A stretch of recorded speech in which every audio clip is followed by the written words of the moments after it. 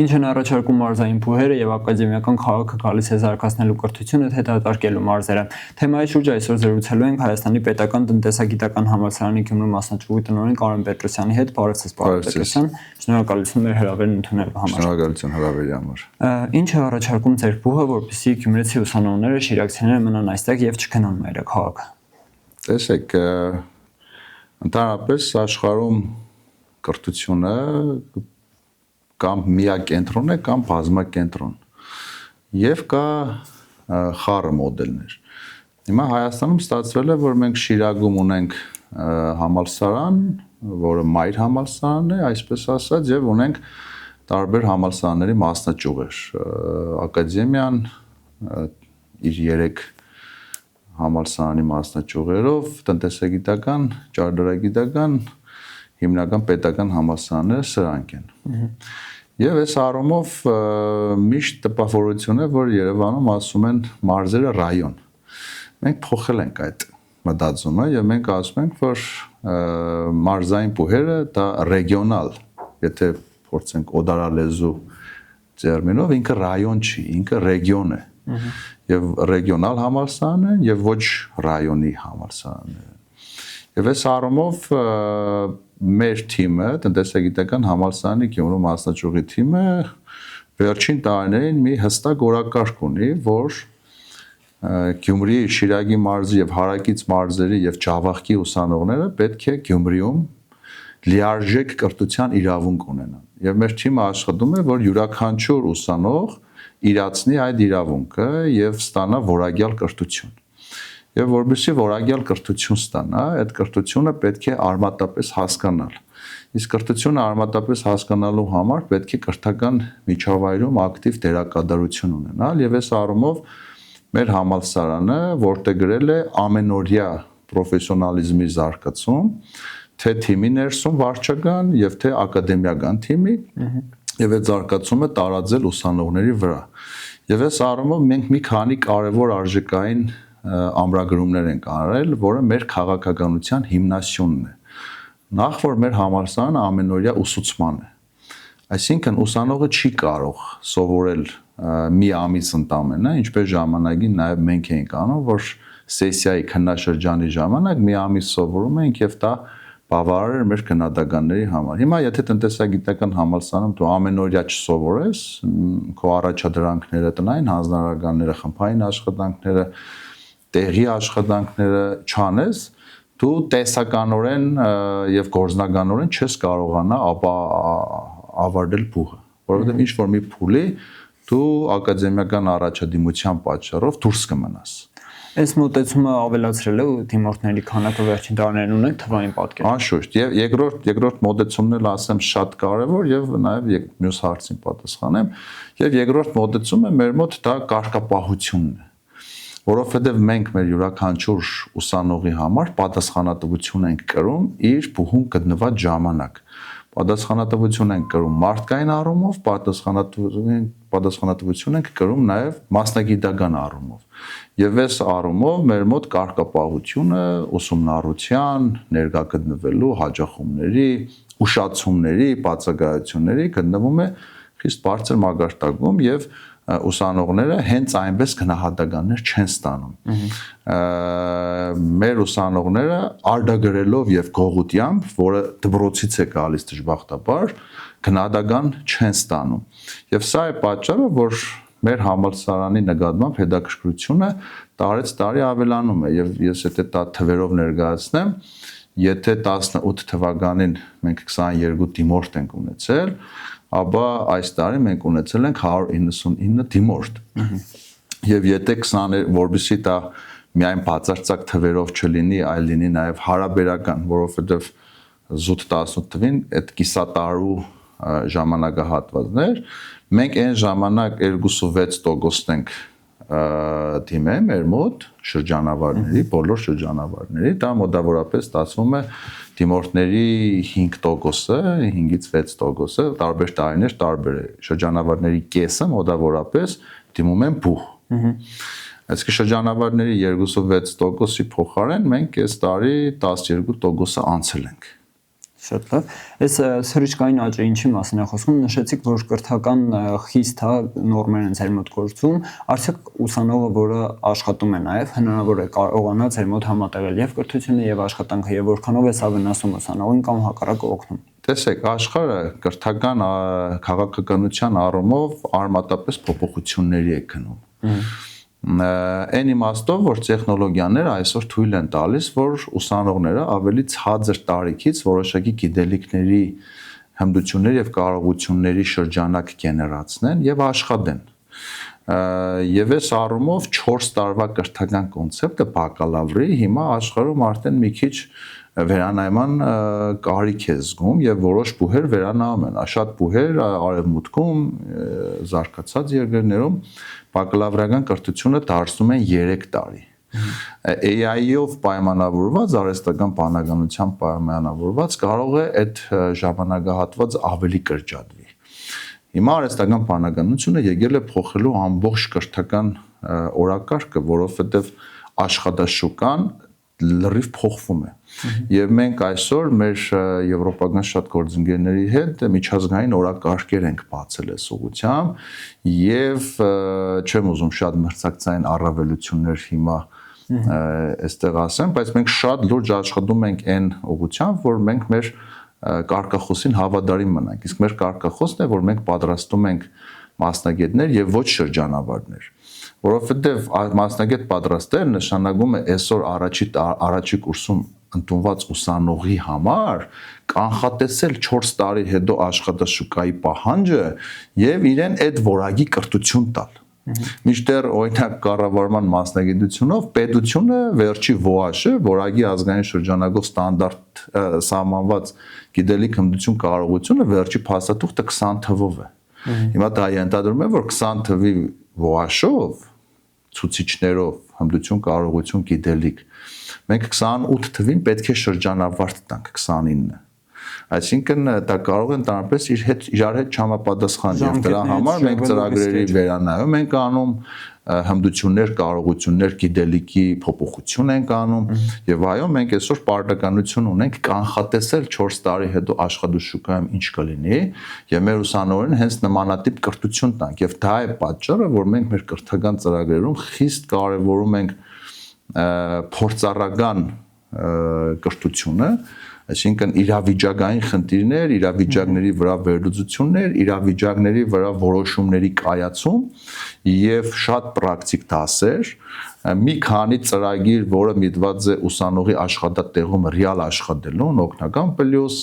օգնական շորտ, շատ այդպեսի այլ ծրագրեր, հասարակական ակտիվության խրախուսում, հետազոտական կարողությունների զարգացում, ինչ ենք սա անում ենք, որ մեր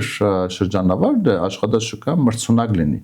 բայց այդ ձեր հարցին պատասխանը, երբ որ ուսանողները 3-րդ, 4-րդ կուրսից սկսում են աշխատել, իրենց առաջադիմությունն ընկնում է, մեր վերջի հետազոտությունները ցույց տվեց, որ աշխատող ուսանողների մոտ քննադատանի միջինում 30%-ի անկում է նկատվում։ Բայց այսուհանդերձ մյուս կողմից էլ այդ մարդիկ ըստ էության որոշակի արդեն հմտություն կարողություն ունեն աշխատաշուկայում դրսևորվելու եւ դրա համար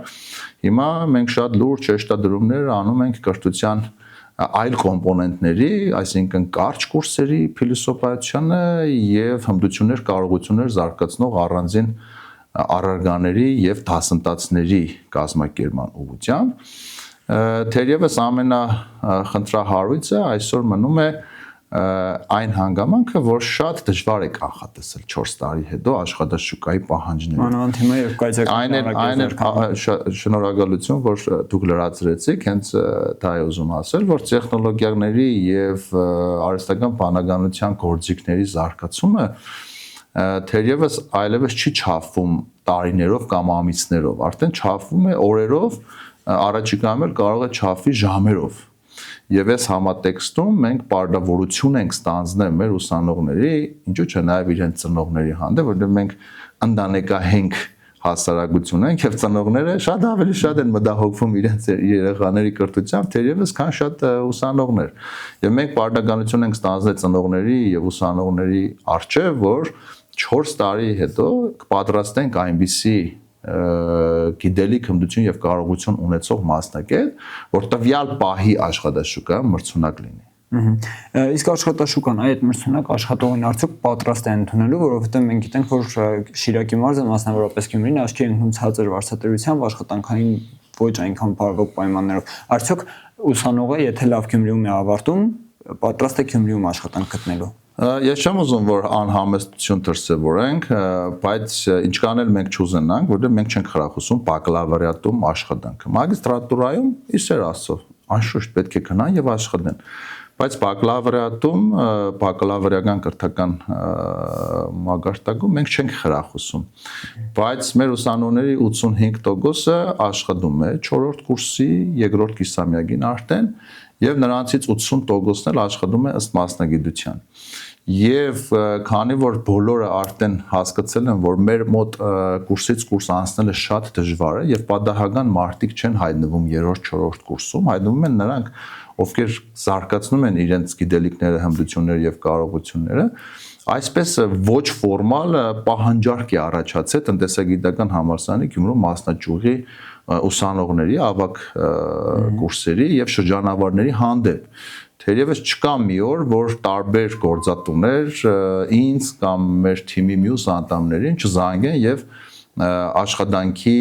պահանջ ներկայացնեն մեզ, աշխատողների պահանջ։ Կադրային բանկետ, այսինքն այս մասը։ Անշուշտ, եւ ես պիտի ասեմ, որ մենք դժվարանում ենք գտնենք, որովհետեւ մենք ինքներս հիմնական մեր քաղաքականությունը, մենք մեր կադրերի սելեկցիան, այսպես ասած, տաղանդների կառավարումը հենց մեր շրջանավարների կամ մեր ուսանողներից ենք անում եւ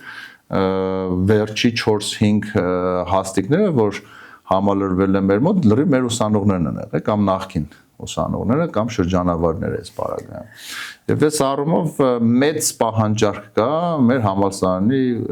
ավագ կուրսերի եւ շրջանավարների հանդեպ, որովհետեւ գիտեմ, որ եթե ինքը հասել է եւ ավարտել է,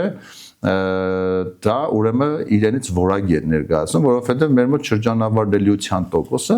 78 է, այսինքն 100 ընդունված ուսանողից բուհը ավարտում է միայն 78-ը, 22-ը չի ավարտում։ Բարձր։ Եվ մենք տեսնում ենք ձեր ակտիվ մարքեթինգային քայլերը, արշավները Գյումրիում, բայց հաշվի առնելով, որ մասնաճյուղ է սա բուհի, Երևանից այսինքն կա այդ թույլտվությունը ամբողջությամբ անկախություն ձեռք բերելու, աշխատելու սեփական ձեռագրով, որովհետև բնականաբար Երևանի եւ Գյումրու ուսանողները խիստ տարբերվում են եւ սա երևում է, որ դուք հստակ ձեռագրով եք առաջարժվում։ Տեսեք, ի ուրախություն մեզ տնտեսագիտական համալսարանը, Մայրբուհը Երևանում ամբողջությամբ հարգում եւ իրացնում է մեր ակադեմիական ազատությունը։ Իհարկե մենք սկզբունքային հարցեր քննարկում ենք ղեկավարության հետ եւ ռեկտորի եւ պրոռեկտորների հետ։ Մենք մշտական կապի մեջ ենք եւ գլոբալ օրակարգերը իրենց հետ համաձայնեցնում ենք։ Բայց ասեմ, որ մեր ազատությունը, ակադեմիական ազատությունը, որը եւ օրենքով է սահմանված եւ նաեւ այսպես ասած արժեքային ընկալմամբ Մայրբուհը մեզ այդ առումով շատ աջակցում է եւ այս առումով մենք բավականին ազատ օրակարգ ունենք զարգանալու, բայց նորից եմ ասում, մենք գլոբալ օրակարգերը պարդդիր այնտեղ քննարկում ենք, մանավանդ ես ի պաշտոնե հանդիսանում եմ ռեկտորատի անդամ եւ խորհրդի անդամ, գիտական խորհրդի անդամ։ Իսկ այդ զարգացման ճանապարհին այ պետական ինչ աջակցություն կա բուհերում, հա կյանքը զարգացնելու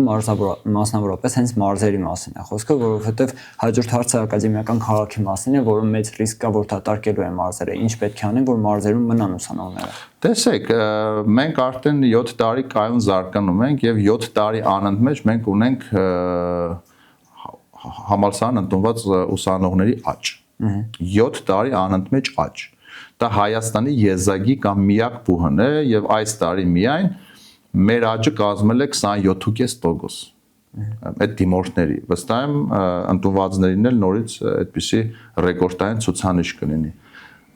Մեր մոտ մենք հյուրընկալել ենք մի քանի նախարարների բանախոսության։ Մեր մոտ բանախոսություն ունեցել է երկրի վարչապետը, բանախոսություն ունեցել է երկրի նախագահը։ տեսել են փոփոխությունները, ըմբռնել են միգուցե փոփոխությունները, բայց ես շատ կուզենայի, որ երբ որ իրենք օրակարգեր են մշակում, այդ թվում հանրապետական, նաև լսեն մեզ, որովհետև երբ որ դու գալիս եւ տեսնում ես, որ այդքան արդյունք է ստեղծվել եւ այո տեղում գնահատում ես այդ արդյունքը, այդ արդյունքը գնահատելուց զատ դու պետք է նաև գնահատես այդ արդյունքը ստեղծողին եւ իր կարծիքը հաշվի առնես։ Մեր կարծիքը ցայսօր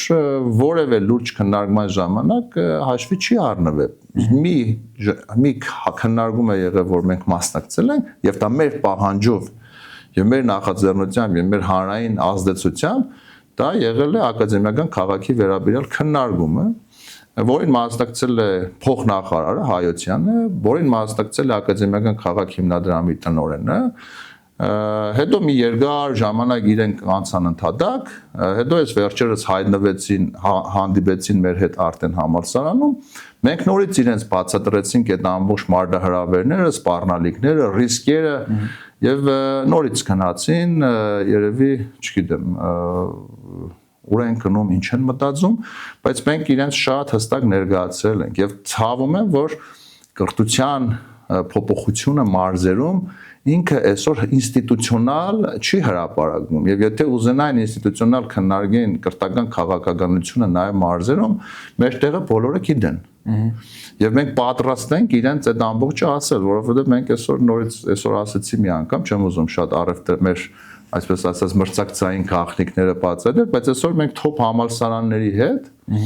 աշխատում ենք վերջի կրթական օրակարգերի շուրջ, տեխնոլոգիաների, ինովացիաների, արհեստական բանականության կրթության մեջ օգտագործելու այս ուղղությունով մենք աշխատում ենք, որ մեր ուսանողները հնարավորություն ունենան ինտեգրվելու միջազգային օրակարգեր։ Թվում է թե սա գոհացնող պատկեր պետք է լինի պետության կողմից, բայց այսինքն կառավարության կողմից դրական արձագանք այս մասով չկա գնահատական։ Ես դրական արձագանքի չեմ սպասում, ոչ էլ գնահատական։ Ես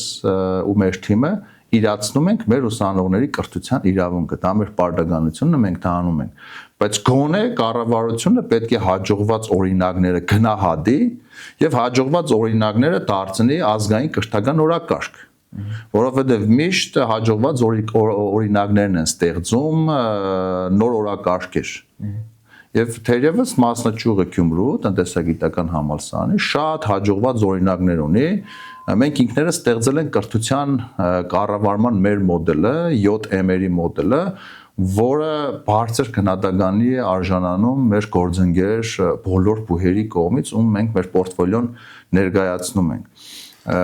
Այս իմաստով պետք է սա հաշվի առնել եւ նմանատիպ խորհրդակցությունները պետք է ավելի շատ լիներ, բայց ամեն դեպքում ունենք այն ինչ ունենք։ Իսկ ինչ վերաբերում է ակադեմիական քաղաքին, տեսեք, ովքեր հասկանում են կրթությունը ինչ է եւ ուր է գնում կրթությունը, հասկանում են, որ ենթակառուցվածքները օր-օրի դառնում են ամենaankարևորը։ Ամենակարևորը եւ առաջին պլանում դա տեխնոլոգիաներն են։ Դա տեխնոլոգիական լուծումներն են, դա արհեստական բանականության գործիքներն ու էպերն են, հավելվածներն են։ Դա այն ամբողջ բազան է տեխնոլոգիական, նորարարական եւ արհեստական բանականության, որոնք ստեղծում են որակյալ մասնագետ։ Որովհետեւ հիմա մենք ոնց համակարգիչը եթե չենք օգտագործում, մենք աշխատաշուկայում այդքան էլ պահանջված չենք։ Վաղը այն մարդիկ, ովքեր արհեստական բանականության հավելվածներ վարժ չեն կարողանա օգտագործել, իրենք աշխատաշուկայում պահանջ չեն ունենալ։ Դուրս են ունենալու շուկայից։ Մենք հիմա շատ լուրջ օրակարգ ենք բացել, ես էլ չեմ ասի ամբողջությամբ, բայց շատ լուրջ օրակարգ ենք բացել վաղվա աշխատաշուկան վերապատրաստելու եւ կառավարելու ուղղությամբ։ Որովհետև բուհերի մանդատի մեջ միշտ եւ մնայուն մնում է աշխատաշուկային որակյալ կադրերով ապահովելու առաքելությունը։ Բայց կրթական ոլորտի մասնագետները եւս այս ռիսկը տեսնում են, որ ակադեմիական քաղաք կոչվածը, եթե հայ 30 թվականին իրականություն դառնա, դատարկելու է մարզերը, որովհետև մեկտեղ կենտրոնացնել ամբողջ ուսանողական ներուժը, դա ըստ բոլոր կարծիքների։ Տեսեք, վիճակագրության հետ պետական կառավարման դերակատարները պետք է հաշվի նստեն։ Շիրակի մարզը այս տարի ունի մոտ 1700 շրջանավարտ։ Եթե ընդունենք, որ մոտավորապես 50-ից 60%-ն է դիմում բուհեր, այդ ստացվում է, որ մոտ 850-ից 900 դիմորդ է լինելու։ Միայն Շիրակի մարզի բուհեր դիմել են 800-ից ավել դիմորդներ, այսինքն դիմորդների 90%-ը մոտավորապես նախընտրել են Շիրագի մարզը, Շիրագի մարզի բուհերը, եւ սա նշանակում է, որ անհրաժեշտություն կա, եւ եթե ամբողջը տեղափոխվի Երևան, նախ արդեն Երևանում տեղ չկա, ոչ շնչելու, ոչ ապրելու, ոչ կենսագործունեություն իրականացնելու, մանավանդ այս հիպոթեկային բումից հետո, երբ որ այդքան շենքեր կառուցվեց, շատ շատերն են հիմա կիսատ են մնում, որովհետեւ ոչ ենթակառուցվածքներն են բավարարում, պարզ ենթակառուցվածքներ, գազ, լույս, ջուր չեն բավարարում Երևանում այդ նոր ստեղծվող շենքերի ապահովման համար։ Երևանը դարձել է գերկենտրոնացված, անվտանգության առումով ռիսկային, լոգիստիկայի առումով ռիսկային, մարզերի ապակենտրոնացված զարգացման առումով ռիսկային։ Մենք ինչ ենք ասում ենք, ինչի՞ է բոլոր կլաստերները տանում Երևան։ Ամբողջ աշխարհում կլաստերները դիվերսիֆիկացնում են, ապակենտրոնացնում են։ Հիմա Գյումրին, Շիրակը հայտնի է իր մաթեմատիկական մտածողությամբ, այսինքն մեր մաթեմատիկայի քննադատականները միջին հայաստանյան քննադատականներից բարձր են։ Մեդալակիրների քանակով Շիրակի մարզը 1 բնակչի հաշվով միշտ առաջատար է։ Այսինքն, եթե այս տարածաշրջանը ունի մաթեմատիկական կրթություն, ինչն է խանգարում հզոր տեխնոլոգիական համալսարան, մանավանդ անհրաժեշտություն չկա այլևս շենքերի վրա գումարներ ծախսել։ Կա բավականին շենքային բազա, Գյումրիում լիքը համալսարանների շենքեր կան, որոնք եթե դու կարողանաս մեկ միասնական տեխնոլոգիական համալսարան ձևավորել, եւ այն գումարները, որ պետք է դու ներդնես Երևանում, ես իմ 1000 ներողություն բարի համար չոլերի մեջ շենքեր սարքելու, այդ միջոցները եթե դու տնես տեխնոլոգիական ապահովման, լավ մասնագետների, համաշխարհային top մասնագետների ներգրավման մեջ, դու Շիրակում կունենաս 3-ից 5 անգամ ավել արդյունավետ արդյունք, քան կունենաս դա ակադեմիական քաղաքում։ Ես պատրաստ եմ ցանկացած մակարդակում հիմնավորել, որ այսօր տեխնոլոգիաներում, կրթության տեխնոլոգիաներում, ինովացիաներում եւ արհեստական բանականության համակարգերում, գործիքներում եւ հավելվածներում ներդրումը մի քանի անգամ արդյունավետ է, քան շենքային ենթակառուցվածքներում։ Եվ մենք ունենք Հյուսիսում շատ կայացած բազա, եւ այդ բազան, եթե մենք ներդրումների միջոցով նաեւ մարդկային ռեսուրսներ կբերենք այլ երկրներից, ով է ասել, որ այլ երկրներից մենք պրոֆեսիոներներ դիպերենք Երևան, ու Գյումրի չի գա։ Գյումրի շատ ավելի լավ կգա կաբրի, շատ ավելի հանգիստ է Գյումրին, շատ ավելի բեռնաթափված է Գյումրին, շատ ավելի գնային առումով ավելի հարմար է, քան Երևանը։ Եվ նույն պրոֆեսորները տարբեր երկրներից, ինչի՞ չբերենք եւ Հյուսիսում ստեղծենք հզոր տեխնոլոգիական համալսարան, դիրքավորվելով ոչ միայն տեղական շուկայի վրա, դիրքավորվելով իրանական շուկա, հնդկական շուկա, աֆրիկական շուկա, եվրոպական շուկա, Կովկասի շուկաներ, ինչի՞ չդիրքավորվել, երբ որ մենք ապացուցել ենք, որ մենք այդ որակյալ արդյունքը կարող ենք տալ։ Այսինքն այս կարևոր թողած ամենայն դեպս ակադեմիական քաղաքի մասին ամենաշատը մենք լսում ենք շենքային պայմանների քննարկումը։ Դե որովհետեւ շենքային պայմանները ինքը ամենաչերևացող եւ մութ անդառն է։ Եվ այս առումով միգուցե կան շահագրգիռ կողմեր այս առումով, բայց ես ուզում եմ, որ այս ուշադրությունը մենք հրավիրենք մեր պետական այրերի վրա, որ տեղի չտան այդ շահագրգիռ անձերի ցանկություններին եւ ախորժակներին եւ մտածեն ինվեստիցիաներ, ներդրումներ անել ոչ թե շենքերի եւ հողերի մեջ, այս իմաստով, այլ տեխնոլոգիաների, ինովացիաների եւ AI միջավայրերի, ինչի, որովհետեւ այսօր եվրոպական օրակարգը վերջի 3 ամսում ես մասնակցել եմ 3 խոշոր եվրոպական օրակարգերով միջոցառումների, Համբուրգում ուսումնասիրել ենք իրենց ինովացիաների եւ տեխնոլոգիաների ներդրումը կրթության ոլորտում GIZ-ի ծրագրով, մասնակցել ենք Հունաստանում մեծ շաբաթի, որտեղ մոտ 30 համալսարանի ներկայացուցիչներ եղել կրթական էլի օրակարգերով տեխնոլոգիաների եւ Իտալիայում համալսարանում, մենք Անտերումի համալսարանում եւս մասնակցել ենք տվյալ օրակարգերով քննարկումների եւ հանդիպումների եւ աշխարհը գնում է տեխնոլոգիաների տարածում կրթության մեջ, ինովացիաների տարածում, հմտությունների եւ կարողությունների զարգացում։ Այսօր մարդը գիտելիքը փոխվել է։ Ժամանակին մենք ասում ենք hard skill, կոշտ հմտություններ։ Դա այն ֆունդամենտալ գիտելիքներն էր։ Հիմա փոխվել են Հիմա հետո եկավ ժամանակ, որ տարավ փափուկ հմտություններ, դա թիմային աշխատանք, հույզերի կառավարում, տարբեր կարողություններ, խոսքի կարողություն, պրեզենտացիոն կարողություններ, բանակցային հմտություններ եւ այլն։ Դա եկավ արդեն փափուկ հմտությունները, բայց հիմա փոխվել է ժամանակները։ Հիմա երկու կարևոր հմտություն կա։ Դա իմպլեմենտար, կատարողական ունակությունն է մարդու, որը կոչվում է growth mindset, աճի մտածողություն, վերցնել եւ անել եւ ստեղծել։ Չմտածել, մտածողների տարաշրջանն անցել է, հիմա ChatGPT-ն, այդ ամենապարզ app-ը, բոլորի տեղը կարող է մտածել։ Եվ որն է երկրորդ։ Հիմա մտածելու տեղը չէ, հիմա գործելու տեղն է։ Եվ երկրորդը AI mindset-ն է, այսինքն արհեստական բանականության մտածողություն, որովհետև քո հարցի որակից ակնկալվող եւ ստացվող պատասխանը էապես տարբեր է եւ նրանք ովքեր ունեն այդ մտածողությունը ինչպես աշխատել արհեստական բանականության